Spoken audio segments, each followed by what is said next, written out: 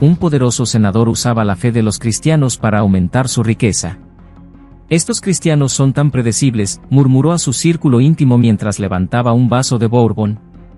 Menciona a Dios, cita un par de versículos, y se arrodillan como si fueras un profeta. En su oficina, reía y se burlaba de aquellos que lo habían ayudado a llegar al poder y, lo peor de todo, de Dios. Lo que nadie en esa sala podía prever era cuánto costaría esa burla. Y cómo, por caminos inesperados, las mismas palabras pronunciadas esa noche trazarían un destino irreversible. Los vidrios polarizados del Cadillac de Roberto Morantes atravesaban el árido paisaje de Arizona mientras él ajustaba el nudo de su corbata.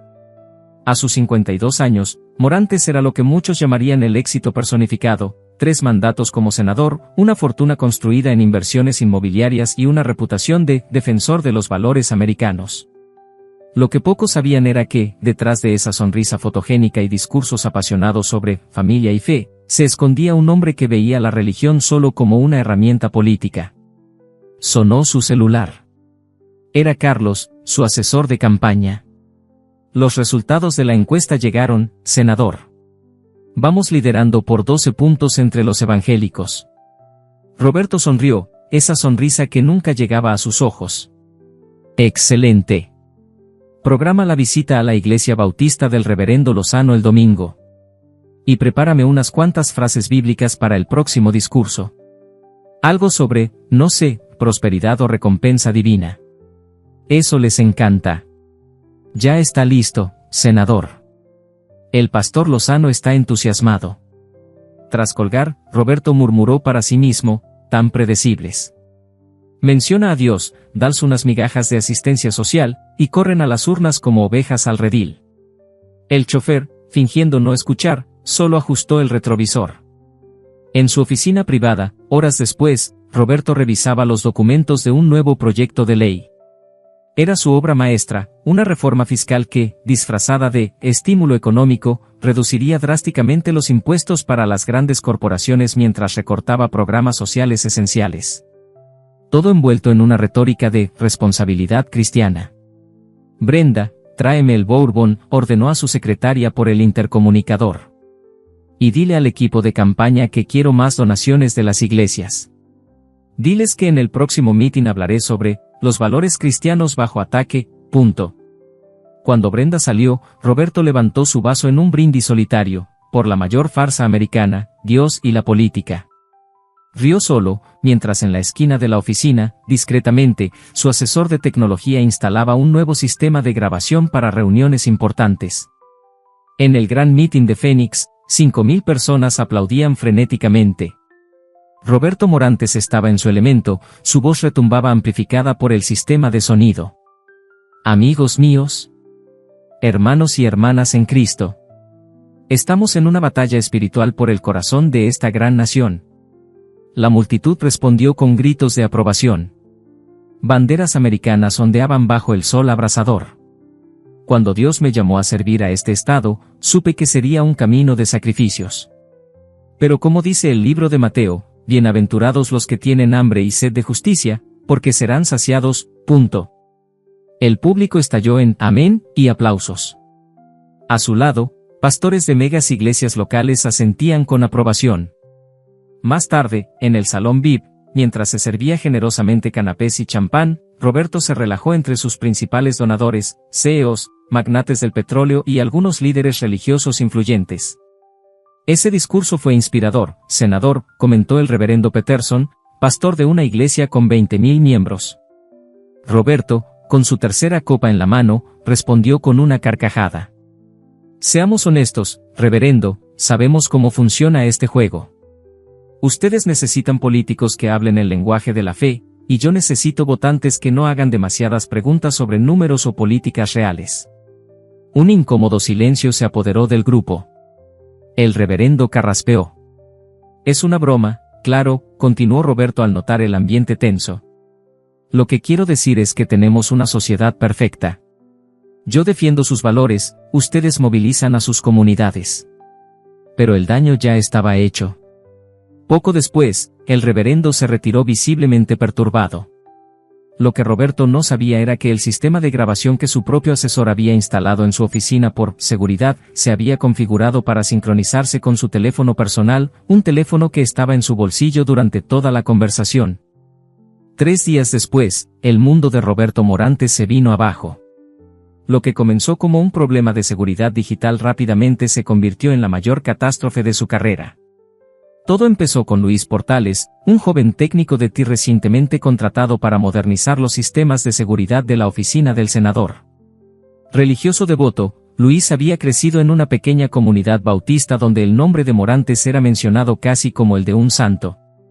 Conseguir el empleo en el gabinete del senador había sido el punto culminante de su carrera, hasta aquella fatídica tarde. Mientras instalaba el nuevo sistema de grabación para garantizar la seguridad de las reuniones importantes en la oficina y los dispositivos personales del senador, Luis activó accidentalmente la sincronización completa. El sistema comenzó a grabar y almacenar automáticamente todas las conversaciones cercanas a los dispositivos de Morantes, incluyendo momentos que jamás debieron haber sido registrados. Esa misma noche, mientras verificaba de forma remota si el sistema funcionaba correctamente, Luis escuchó algo que le heló la sangre, la voz de su ídolo político, clara como el agua, burlándose de todo lo que él, Luis, consideraba sagrado. Estos evangélicos son tan fáciles de manipular. Lánzales un par de citas bíblicas sacadas de contexto, aparece en 2 o 3 iglesias, y prácticamente te entregan los votos en bandeja de plata, decía Morantes a alguien que reía en señal de acuerdo. Durante las siguientes 48 horas, Luis, devastado, siguió escuchando. No era un desliz aislado. Era un patrón constante de desprecio, burla y manipulación cínica de la fe que él y millones de estadounidenses consideraban sagrada. Con las manos temblorosas y el corazón desgarrado entre la lealtad profesional y su conciencia moral, Luis tomó una decisión. No fue por venganza o enojo aunque ambos estaban presentes, sino por un profundo sentido de responsabilidad moral. Copió decenas de archivos de audio en una memoria externa y, usando un correo anónimo, los envió a 3 influyentes pastores que apoyaban a Morantes, al The Washington Post y a un popular podcast cristiano. La verdad debe salir a la luz, escribió en el mensaje anónimo. El hombre que ustedes consideran un defensor de la fe es, en realidad, su más cínico manipulador. En menos de 24 horas, el audio filtrado de sus conversaciones privadas no solo de la fiesta después del meeting, sino de decenas de momentos en los que menospreciaba la fe y a los creyentes se propagó como pólvora en redes sociales. Las grabaciones eran brutalmente claras. Para atraer a los pobres, basta con hablar de Dios y prometerles el paraíso. Mientras tanto, aprobamos leyes que los mantienen exactamente donde están. Es casi cómico como esto ha funcionado por siglos. Estas iglesias son máquinas perfectas de votos. Los pastores hacen el trabajo por nosotros, y todo lo que tenemos que hacer es mencionar de vez en cuando los valores cristianos y tomarnos fotos besando bebés en los cultos. Mientras tanto, aprobamos leyes que benefician exclusivamente a nuestros verdaderos aliados, los que tienen dinero. Por supuesto que no creo en esa tontería de la intervención divina. Pero, ¿has visto cómo me miran cuando cito la Biblia? Como si fuera algún profeta moderno. Es hilarante y lucrativo. Nuestro proyecto de ley para recortar la asistencia médica a familias de bajos recursos pasa sin resistencia si digo que está alineado con valores familiares cristianos. Ni siquiera leen el texto. Cada hora, surgían más grabaciones. Comentarios sobre cómo tenía que aguantar a esos religiosos fastidiosos en los eventos de campaña. Carcajadas sobre lo fácil que era vender la idea de que la pobreza es resultado de falta de fe. Estrategias explícitas para utilizar lenguaje religioso y encubrir políticas que perjudicaban precisamente a quienes más fervorosamente lo apoyaban. La reacción fue inmediata y devastadora. El primer día, un silencio atónito. El segundo, una furia colectiva. Líderes religiosos que antes lo respaldaban publicaron declaraciones de repudio. El Consejo Nacional de Iglesias Evangélicas emitió un comunicado calificando sus acciones como una traición no solo a los votantes, sino a la esencia misma de la fe. Megaiglesias que antes habían servido como escenario para sus discursos ahora organizaban vigilias de oración por el alma del senador Morantes. Manifestantes rodearon su oficina de campaña con carteles que citaban sus propias palabras en su contra. Falso profeta y lobo con piel de oveja, eran de los términos más amables. En redes sociales, el hashtag Morantes Hipócrita alcanzó el primer lugar en tendencias nacionales. En menos de 3 días, sus números en las encuestas cayeron del 58% al 22%, el mayor colapso de aprobación en la historia política reciente de Estados Unidos.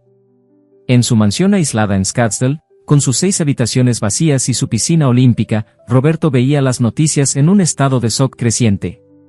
Con cada nuevo reportaje, una pieza más de la vida cuidadosamente construida se derrumbaba. No era solo su carrera política la que estaba en peligro, era toda su identidad, su legado, su vida. Su teléfono no dejaba de sonar, periodistas ávidos de un comentario, exaliados exigiendo explicaciones, miembros de su equipo de campaña en un pánico total. El buzón de voz ya estaba lleno. Los correos electrónicos llegaban por miles. Incluso sus familiares, muchos de ellos personas genuinamente religiosas, enviaban mensajes preguntando si era cierto, si realmente pensaba eso de su fe. Señor, dijo Marcela del Villar, su jefa de gabinete por 12 años y la única que aún permanecía físicamente a su lado en ese momento de crisis, necesitamos una estrategia inmediata. Los principales canales de televisión están pidiendo una entrevista. Tal vez una conferencia de prensa con una declaración preparada, seguida de un periodo de reclusión. Se detuvo al ver la expresión en el rostro de Morantes. En 12 años trabajando con él, nunca lo había visto así. No era ira, ella conocía su ira. Esto era algo más profundo. Más devastador. Era la mirada de un hombre que veía su propio reflejo por primera vez. Para decir que, explotó finalmente Roberto, arrojando con furia un vaso de cristal contra la pared, haciéndolo estallar en 1000 pedazos que reflejaban la luz como pequeñas acusaciones silenciosas. ¿Qué soy exactamente el hipócrita que creen que soy? ¿Qué utilicé su fe como un peldaño político durante décadas? ¿Qué me reí de ellos en cada maldita reunión privada mientras los usaba? Marcela guardó silencio. No tenía respuesta. Por primera vez, no había una estrategia política que pudiera reparar lo que estaba roto. No se trataba solo de sus posibilidades de reelección, era su propia alma. El teléfono sonó de nuevo. Marcela contestó y se alejó unos pasos. Roberto solo pudo escuchar su murmullo, hasta que ella colgó y regresó con el rostro pálido. Era Carlos, dijo, refiriéndose al asesor de campaña que había trabajado con Morantes desde su primer mandato. Lo siento, senador, pero ha renunciado. Y, no es el único. Carlos dijo que prácticamente todo el equipo está renunciando. Los 27 miembros. Dijo que ya no pueden defender lo indefendible. Roberto no respondió. Solo asintió lentamente y caminó hacia la ventana panorámica que daba al desierto de Arizona. Afuera, el sol comenzaba a ponerse, tiñendo el cielo de rojo sangre y dorado. Un cielo que parecía tanto una acusación como una promesa. Apagó su teléfono sin decir una palabra. Estaba solo. Completamente solo. Exactamente como lo merecía. A la mañana siguiente, cuando intentó salir para una reunión de emergencia con los pocos aliados que le quedaban, Roberto se encontró con una multitud enfurecida frente a sus portones. Carteles, gritos, algunas piedras arrojadas contra los altos muros de su propiedad. Hipócrita. Falso profeta. Traidor del pueblo. Su chofer había renunciado, al igual que casi todo el personal de servicio. Marcela sugirió llamar a la policía, pero Roberto sabía que eso solo empeoraría la situación. Imágenes de manifestantes siendo desalojados a la fuerza serían la última palada de tierra sobre su carrera. Desesperado, llamó al único contacto que aún no había intentado, Andrés Lozano, un viejo rival político que, irónicamente, siempre había criticado su falsa religiosidad. Lozano, necesito ayuda. Un largo silencio del otro lado de la línea. ¿Morantes? ¿Tienes el descaro de llamarme después de todo? No me queda nadie, admitió Roberto, con la voz quebrada por primera vez en décadas de vida pública. No lo pido por mí. Hay personas inocentes aquí, empleados, guardias de seguridad. Esto puede ponerse feo. Más silencio. Voy a enviar un coche, dijo finalmente Lozano. Los vidrios son oscuros. Mi chofer conoce una salida por la parte trasera de la propiedad.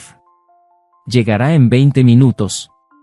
Exactamente 22 minutos después, Roberto escapó de su propia casa como un fugitivo, encorvado en el asiento trasero de una Suburban negra, mientras la multitud afuera seguía creciendo. 5 años atrás, había destruido la carrera de Lozano con una campaña particularmente sucia. Utilizando información filtrada sobre un sobrino de Lozano que luchaba contra una adicción, Roberto insinuó que su propio rival era consumidor de drogas. Manipuló la historia, distorsionó los hechos, destruyó una reputación de 30 años en el servicio público, todo por unos puntos en las encuestas.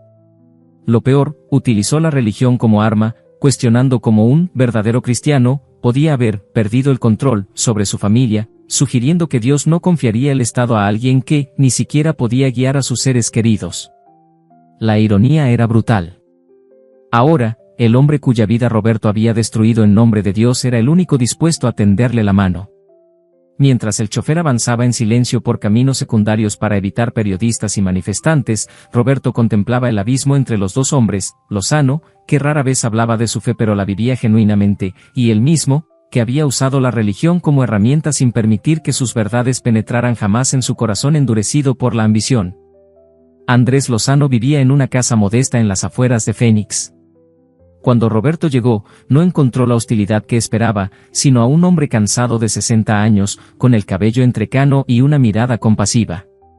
¿Por qué?, fue la primera pregunta que Roberto logró articular cuando se sentaron en la sencilla cocina.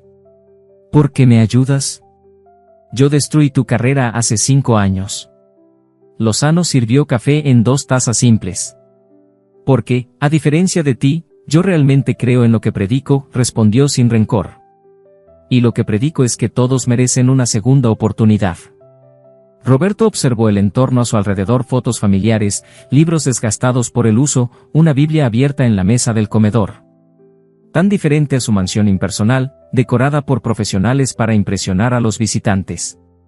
¿Qué voy a hacer ahora? Mi carrera terminó. Mi reputación, todo lo que construí. Tal vez sea hora de construir algo diferente, sugirió Lozano. Algo real esta vez. En los días siguientes, mientras la tormenta mediática continuaba afuera, Roberto permaneció en casa de Lozano. Al principio por necesidad, luego por una extraña sensación de paz. Observaba a su exrival, ahora dedicado a un pequeño centro comunitario que ayudaba a personas sin hogar e inmigrantes, precisamente las personas más afectadas por las políticas que Roberto había implementado. Una noche, incapaz de dormir, Roberto encontró a Lozano en el porche, contemplando las estrellas. ¿Cómo lo haces?, preguntó Roberto. Trabajar tanto, ayudar a esas personas, sin reconocimiento, sin poder, sin... ¿Sin qué? ¿Dinero? ¿Influencia? Lozano sonrió. Tal vez tengo algo más valioso. ¿Qué? Propósito. Paz. La certeza de estar haciendo lo correcto, no solo lo conveniente. Roberto reflexionó sobre esas palabras durante mucho tiempo. En la tercera semana de su exilio, Roberto acompañó a Lozano al centro comunitario. Al principio, con desgana, se quedó en la parte trasera, evitando ser reconocido. Pero algo extraño comenzó a suceder. La gente ahí, voluntarios, familias necesitadas, inmigrantes, no lo juzgaba. Muchos ni siquiera sabían quién era. Una anciana de origen mexicano, María, se acercó a él con una sonrisa mientras acomodaba donaciones. Es tu primera vez aquí, ¿verdad? Dios bendiga tu corazón por ayudar. Roberto sintió algo extraño, una emoción que no podía nombrar. ¿Vergüenza? ¿Arrepentimiento? ¿O algo más profundo? Esa noche, solo en el cuarto de huéspedes, Roberto lloró por primera vez desde su adolescencia. Lloró por todo lo que había hecho, por la gente a la que había lastimado con sus políticas, por la hipocresía de toda su vida. Y luego, algo inesperado, comenzó a rezar.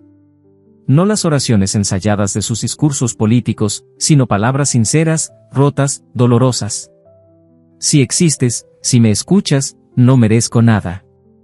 Pero necesito ayuda. Necesito cambiar. Los meses siguientes fueron testigos de una transformación que los medios, inicialmente escépticos, llamaron el acto político más improbable de todos los tiempos.